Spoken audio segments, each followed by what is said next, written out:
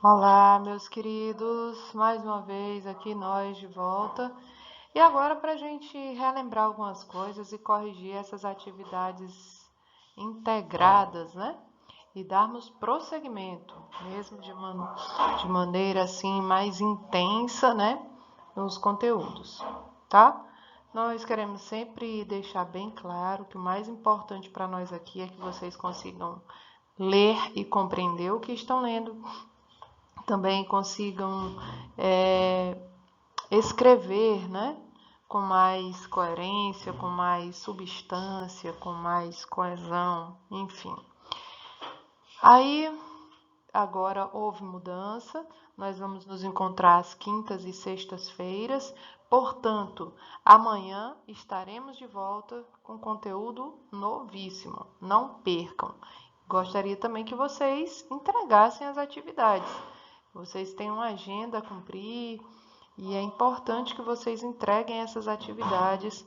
Caso contrário, vocês podem ser prejudicados por isso, tá? Sempre daremos aí uma semana para que vocês possam fazer as atividades, então não tem porquê, né, nós não estarmos cumprindo com as nossas atividades. Bem, esse texto é um texto engraçado, eu considero um pouco engraçado até. Bilhete com foguetão, né? Com um beijinho para a Petra. Então vamos a ele, vamos ver o que ele nos diz. Depois de Orelhas de Van Gogh, né? Nós vamos ver o que acontece aqui. Foi no tempo da terceira série. Quando a Petra entrou na sala, já deviam ser umas 3 da tarde.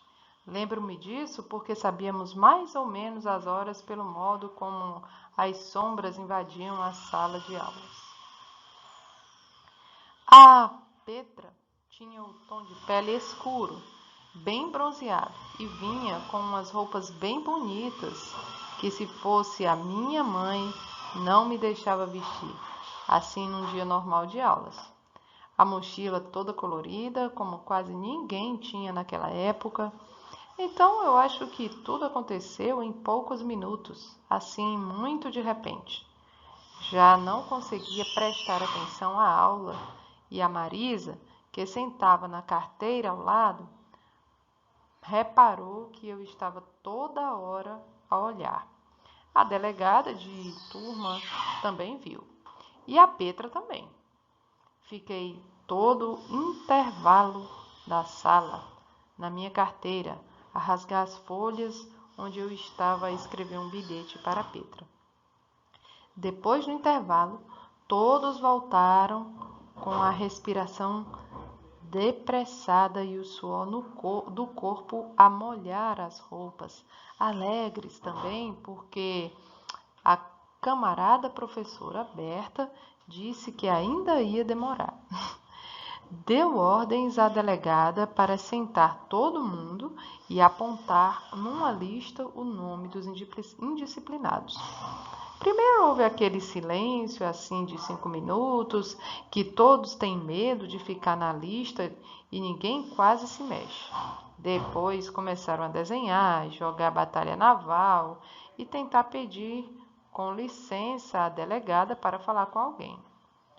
O meu bilhete estava pronto, dobrado, mas eu não sabia se devia ou não dar o bilhete a Pedro.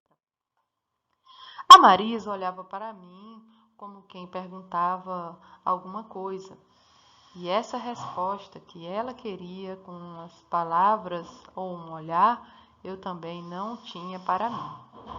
Mesmo sem ter ido jogar futebol, eu suava na testa e nas mãos. Fiz sinal à delegada que queria falar com ela, mas ela disse que não. A Marisa disse-me então que ela podia ir. Entrego a quem? A Petra. A Marisa nem esperou eu ter acabado bem de decidir. Tirou meu bilhete da mão e foi a correr.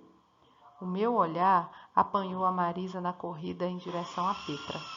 De repente me deu uma tristeza enorme quando a vi passar, além da Petra, e a entregar o papel já meio aberto à delegada de turma. A delegada mandou todos fazerem um silêncio que eu não conseguia engolir na minha garganta dura. Era o meu fim. Como é que eu ia enfrentar os rapazes depois daquele bilhete para Petra a dizer que ela tinha um estojo bonito com cores de carnaval da Vitória e a mochila também, pele tipo mousse de chocolate e uns olhos que de longe pareciam duas borboletas quietas e brilhantes? Cruzei os braços na carteira, escondi a cabeça, fechei os olhos e, pelos risos, eu ia entendendo o que se passava ali. Quando ela acabou de ler, houve um silêncio e eu sabia que a delegada devia estar a olhar para o desenho. Como eu não sabia desenhar quase nada, tinha feito um pequeno foguetão desajeitado, porque achei que fazer flores também já era demais. A delegada riu, uma gargalhada só dela, bem alto. A Marisa quis saber o que era. Ela amarrotou o bilhete e guardou no estojo. Ele desenhou um foguetão. Um foguetão? Aí eu confirmei na minha cabeça que aquela menina não podia ser nossa delegada. Ela não sabia ler o G. E eu tinha a certeza absoluta de ter escrito foguetão. A camarada professora Berta entrou e eu estremeci. Pensei que fossem me queixar do bilhete. Mas nada, todos estavam parados como borboletas. Isso mesmo, borboletas quietas. No fim da tarde, a Pietra foi logo embora, sem falar com ninguém. E os rapazes da minha turma foram bem simpáticos. Ninguém me estigou e até o Filomeno, que era tão calado, deu-me uma pancada leve nas costas. E eu entendi tudo sem ele ter dito nada com a boca. Cheguei a casa muito confuso e um pouco triste, mas já não queria falar mais no bilhete. Correu bem o dia? A minha mãe me deu um beijinho. Sim, foi bom. Tirei a mochila das costas. Mãe, foguetão não é com G? Como na palavra guerra? Claro que sim, filho. Olhei devagar para ela, fiquei a sorrir. A minha mãe também tem uns olhos assim enormes, bem bonitos de olhar. Então, gente, viu aí o texto? Interessante, né? A gente observou. Muito bem. Então, lido esse conto engraçadinho, né? Em que nós observamos a história de uma criança que estava na terceira série e acabamos já por dar a resposta da questão 1. Em que tempo e espaço se passa a história vivida pelo protagonista? Então, o tempo, quando ele faz a terceira série e ocorre ao longo da tarde, termina no fim do dia. E o espaço? O espaço nós vimos pelo menos 2, a sala de aula e a casa do narrador. Ainda sobre interpretação de texto, a segunda questão quer saber o foco narrativo do conto. E o que é o foco narrativo do conto? É a pessoa. O foco está focado em que pessoa? É uma personagem que conta sua própria história ou é um narrador que conta a história de outra pessoa? Ele está tirando uma selfie, ou seja, está em primeira pessoa, ou ele está fotografando outra pessoa? Bem, nós observamos que esse conto ele está em primeira pessoa. Podemos justificar isso com as passagens do texto neste trecho aqui, ó. Fiquei todo intervalo na sala. Na minha carteira, a rasgar as folhas onde eu tentava escrever um bilhete para Petra. Então, eu destaquei aqui para vocês pelo menos 3 palavras. O verbo ficar, que está aqui na seguinte forma, no pretérito perfeito. Essa terminação aqui indica o quê? Que ele se refere à primeira pessoa. Embora não apareça o pronome aqui, a gente pode casar ou conjugar esse verbo com o pronome eu. Eu fiquei todo o intervalo na sala.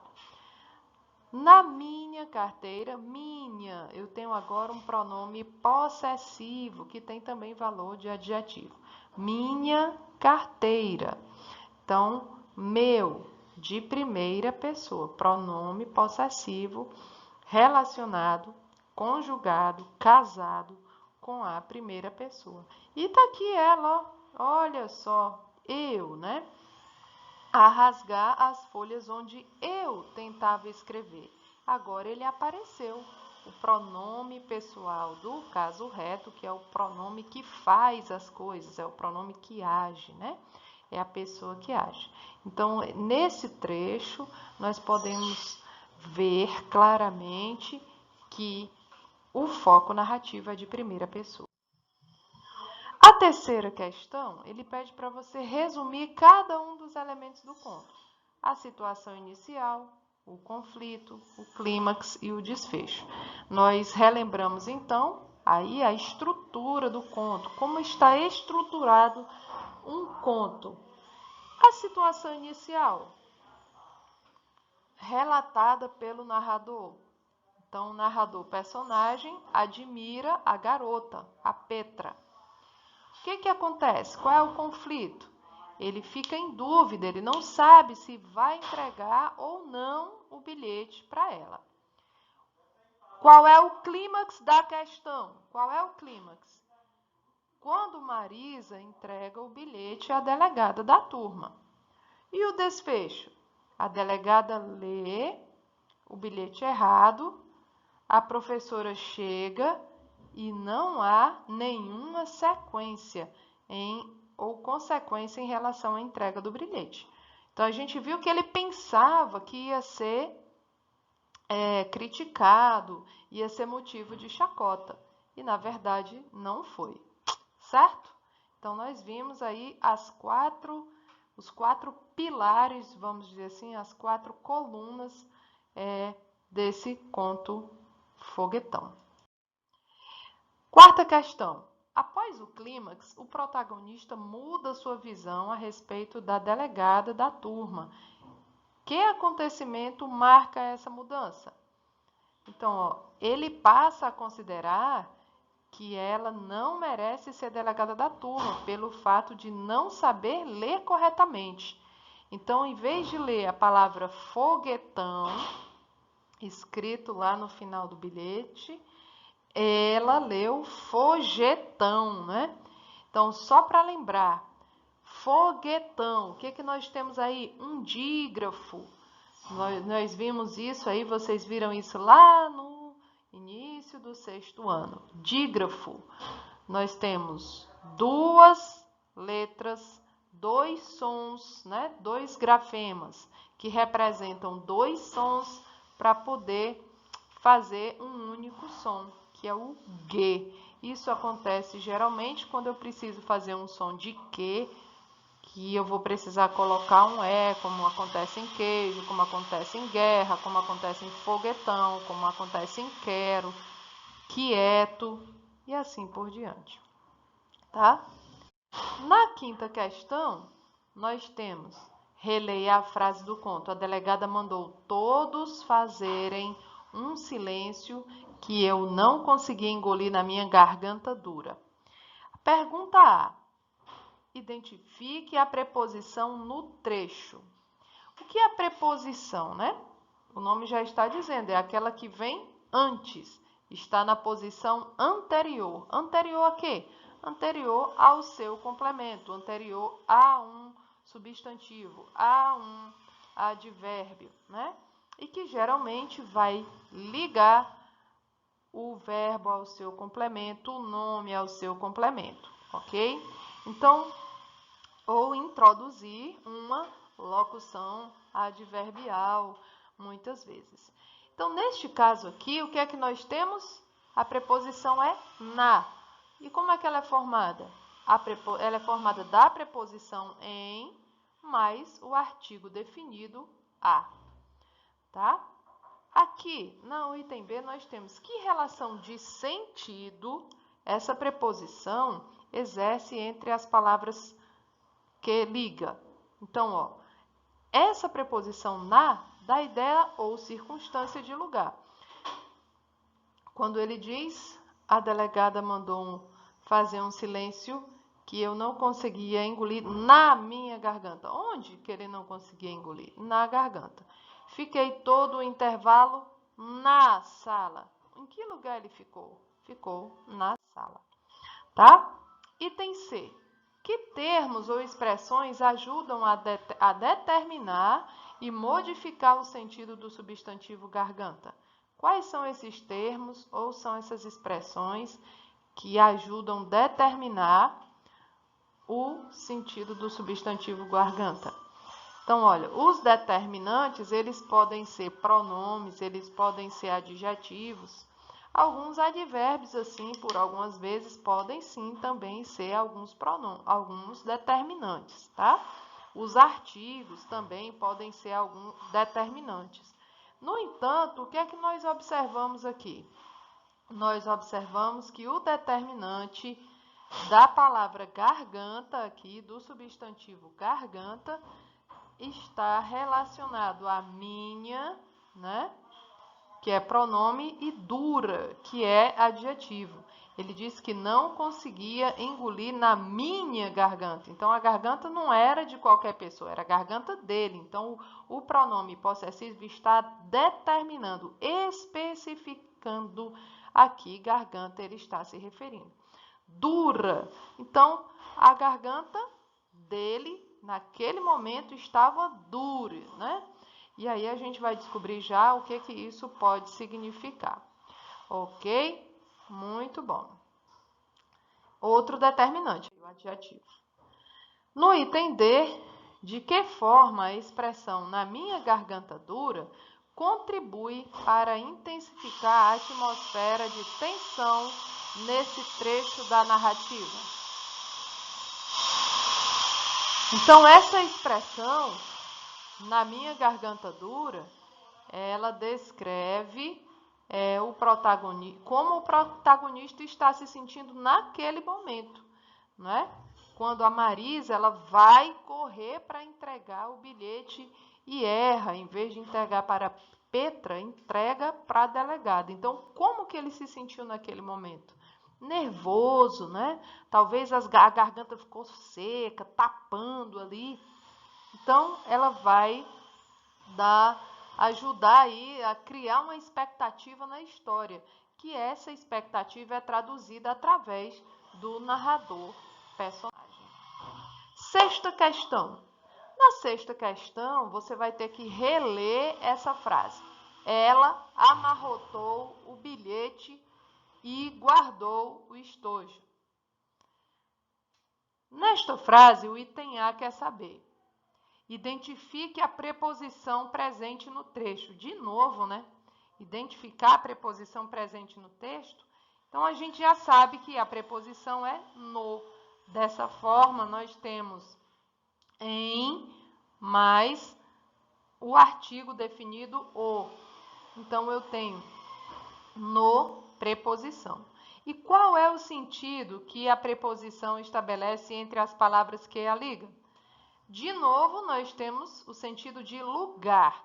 Então, olha, observem que em, no, onde, que nesse caso não é preposição, mas tem a função de adjunto adverbial, né? Onde, aonde, né?